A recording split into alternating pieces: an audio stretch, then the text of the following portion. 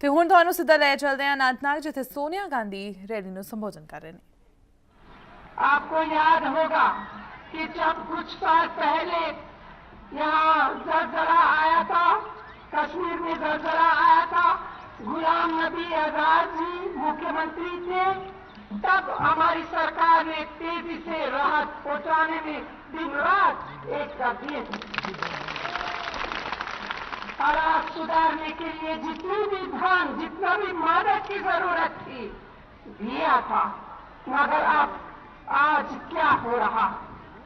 आज जब केंद्र में भाजपा की सरकार है तो लगता है जैसे आपकी मुसीबतों से उसे कोई लेना देना नहीं है। रिलीफ के लिए राज्य सरकार ने जरूरत के मुताबिक जितना धन मांगा वो भी नहीं दिया गया। अभी हाल में प्रधानमंत्री भी आए, लंबे चौड़े वादे किए, पुनर्वास और दूसरे राहत का ऐलान भी किया, लेकिन जमीनी स्तर पर हकीकत क्या है? हकीकत ये है कि आप, और ये हकीकत आप सिर्फ खुद जानते ही नहीं, बल्कि ऐसे खोखले वादों का परिणाम आप ही झेल रहे हैं। यह वक्त राजनीतिक खेल का वक्त नहीं है, यह वक्त अपनी मुसीबत को कम करने का है। आपके सिर पर छत, रोजी रोटी और सेहत के अलावा दूसरी तमाम बुनियादी सुविधाओं को जल्द से जल्द मुहैया कराने का वक्त। लेकिन सेंटर की सरकार, मोदी जी की सरकार का ध्यान इन सब मामलों में बिल्कुल नहीं। कांग्रेस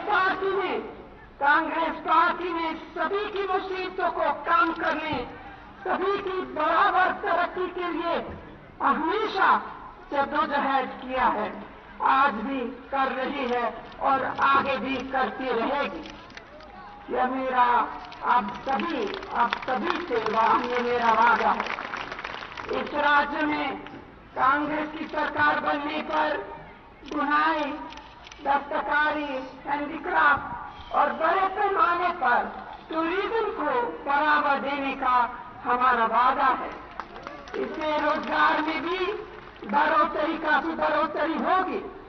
सेल्फ हेल्प ग्रुप को धनराशि हासिल कराकर हमारी प्यारी बहनों के एम्पावरमेंट का भी हमारा वादा है।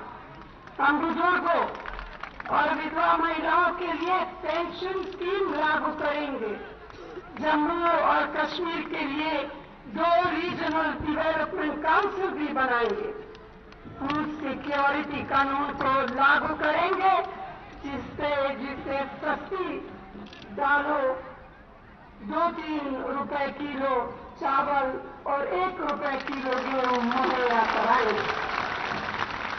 रोजगार को, हमारे नौजवानों के लिए रोजगार का खास तौर से तवज्जो देंगे।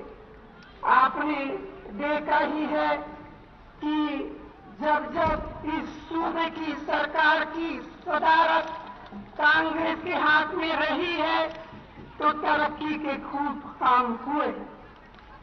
गुलाम नबी आजाद जी के नेतृत्व में हमारी सरकार ने स्कूल, डिस्पेंसरी, अस्पताल, सड़कें, टूरिज्म बोर्ड, हॉर्टिकल्चर जैसे क्षेत्रों को खूब बढ़ावा दिया था। कानून व्यवस्था को सुधारा, रेल सुविधाएं तेजी से बढ़ी, बिजली, सड़क और पानी दूर दराज के गांव तक पहुंचे, बच्चों की शिक्षा और स्वास्थ्य सुविधाओं पर सबसे ज्यादा ध्यान दिया। तो भाइयों और बहनों, जम्मू के कश्मीर की तरक्की और सामाजिक भाईचारे के लिए हमारा नजरिया बिल्कुल साफ है, बिल्कुल स्पष्ट है। विकास के काम वर्षों की मेहनत से होते हैं, 6 महीने से नहीं होते हैं, खोखले वादे करने में से नहीं होते। सपने दिखाना आसान होता है, लेकिन जमीनी सच्चाइयों का एहसास रखते हुए एक ऐसे मुल्क का निर्माण करना आसान नहीं है जिसमें किसी से जाति, समुदाय के नाम पर भेदभाव न हो और तरक्की के फायदों पर सबका बराबरी का हक हो। कांग्रेस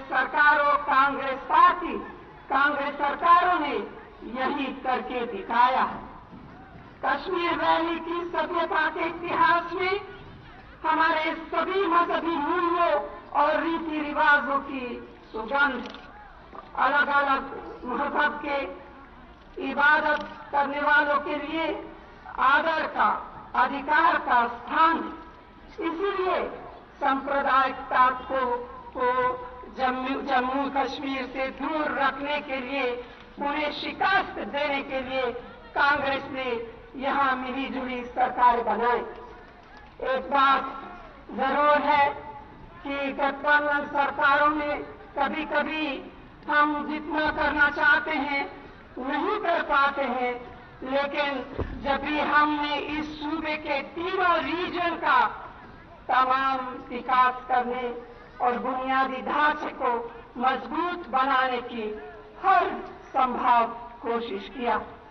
जो भी राजनीतिक दल सेक्युलर मूल्यों में विश्वास रखते हैं वे कांग्रेस के साथ ही गठबंधन करते हैं। इसलिए मेरी गुजारिश है कि जम्मू कश्मीर में सेक्युलर उसूलों की हिफाजत के लिए इस रियासत की कश्मीरियत को बरकरार रखने के लिए इस चुनाव में अपना एक वोट कांग्रेस पार्टी को देकर हमारे सभी उम्मीदवारों को अच्छे बहुमत से जिताकर भेजिए। कांग्रेस की सदारत में एक ऐसी सरकार बनाइए जो मूल्यों, सिद्धांतों और नीतियों पर चले और हर वर्ग की तरक्की के लिए संघर्ष करे।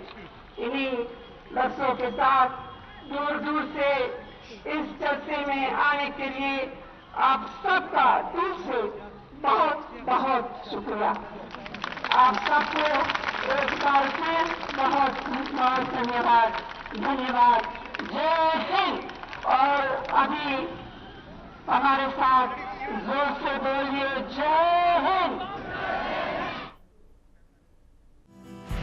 ਖਬਰਾਂ ਦੀ ਦੁਨੀਆ ਵਿੱਚ ਆਓ, ਸਾਡੇ ਨਾਲ ਕਦੇ ਵੀ ਕਿਤੇ ਵੀ ਜੁੜੋ।